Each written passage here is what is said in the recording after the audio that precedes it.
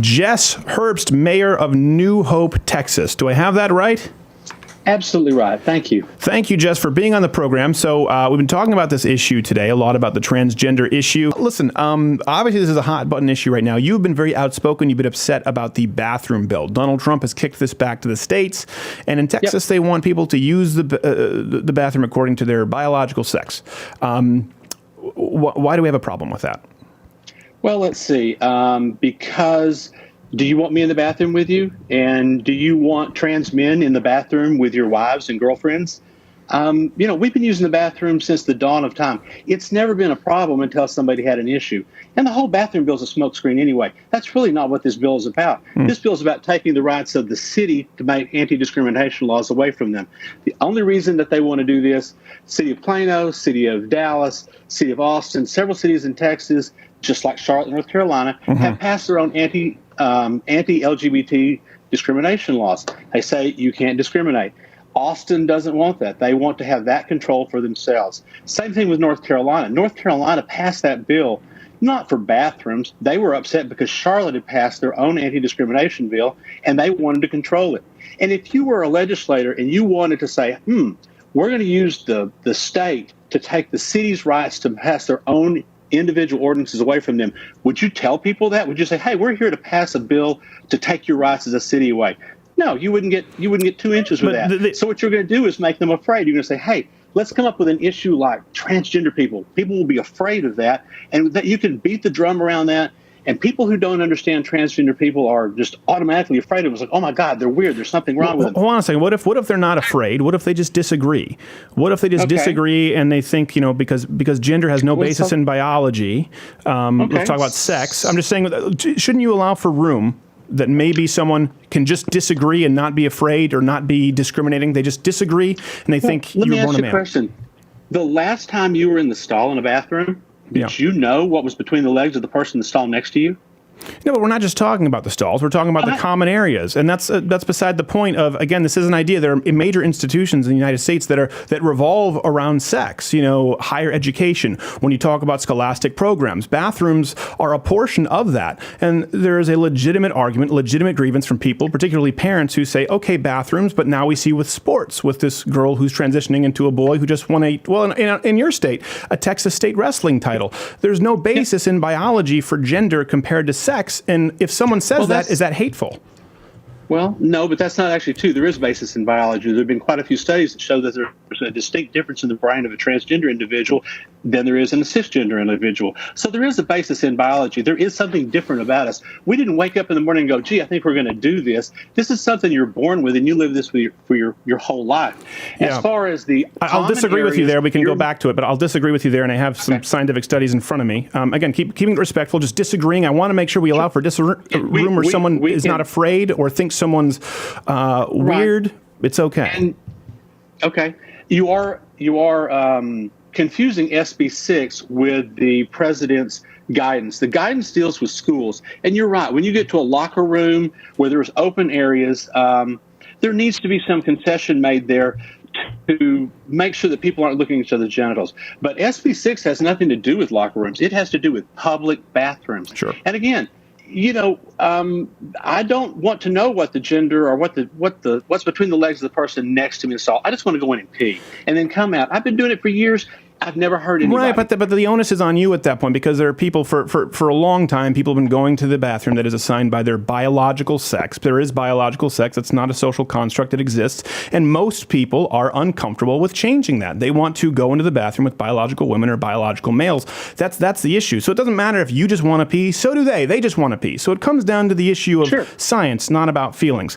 One thing, the biggest study that's been conducted, I have the abstract right here. Prior to cross-sex hormone treatment, no differences in brain volumes between transsexuals and comparison subjects were found. The changes only happen when we put it in a controlled clinical trial study after cross hormone replacement therapy. Now, again, we're just getting into science. This doesn't mean that you can't make your own personal decisions on how you want to live your life, but enforcing them upon people who disagree and they disagree on a scientific basis is why I think this is such a hot button issue. Yeah, but you're citing one study. There are several other studies that show something completely different. There's not a whole lot of studies on transgender. They didn't even begin. The word didn't even come about until the 70s. That's true. And there are just as many studies that show that yes, there's brain differences before cross-sex hormones, and there's studies that show they don't happen. It just depends on which study you look at and who you're listening to. The point of the matter is, people really don't know why we're transgender. And the thing is, if you don't know that the person next to you is transgender, why do you care? Why do you want to? Because we do know what their sex is. So if we're operating on you don't know, you do know what their sex is. Biological sex can be scientifically determined. I'm not talking about going in and having mirrored shoes, looking at everyone's hoo-ha's or penis. So then how do you know? Because of how you were born. So as a male or female, and then that's the rule set forward. Just like you have to, if you go to an all-male school, if you go to an all-female school, if you get to compete on the female track team, if you get to compete on a male's wrestling team, you're a male or a female. Okay. I'm sorry, but if you know the biological sex, the way somebody was born, of a perfect stranger in the bathroom next to you, you're doing something wrong. There's something wrong with what you're doing. You shouldn't know what that person has between their legs. Go in there and pee. Leave them alone.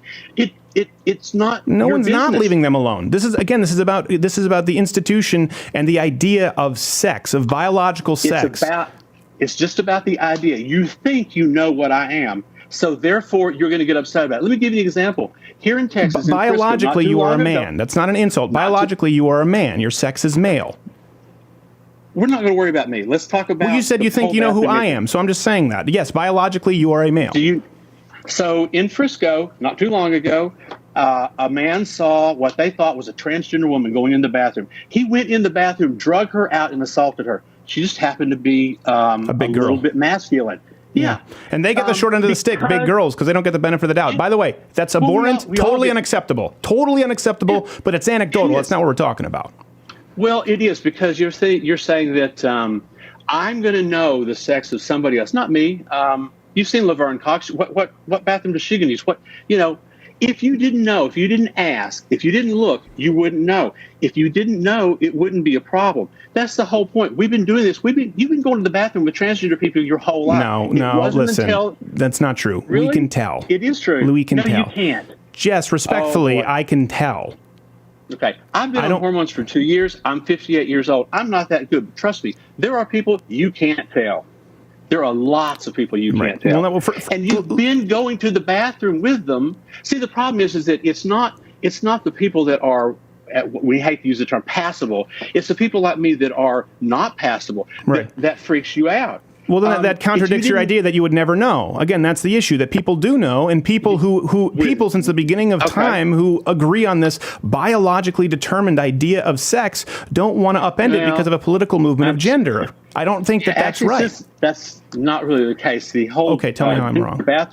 What gender bathrooms did, there were not men and women bathrooms until about the 1890s. Before that, there were no men and women bathrooms. Most societies, going back to the end of time, have had multiple genders. Transgender is something that has been accepted in cultures since the beginning of time. It wasn't until the modern age that things started changing. But that's not entirely accurate. People who you can talk about eunuchs, you can talk about manservants, you can talk about people who effectively acted as an amoeba filling the role that was determined for them at the time, which I don't necessarily think is a good basis for our current society. But our current society, right now in the modern world, we recognize sex biologically. The onus is on someone else who wants to upend that because of a political movement based on gender. And I don't believe that anyone's made a convincing argument. I don't think there's anything wrong with a state or a city saying you use the bathroom that applies to your sex. There is no biology for the basis of gender and how someone identifies or feels.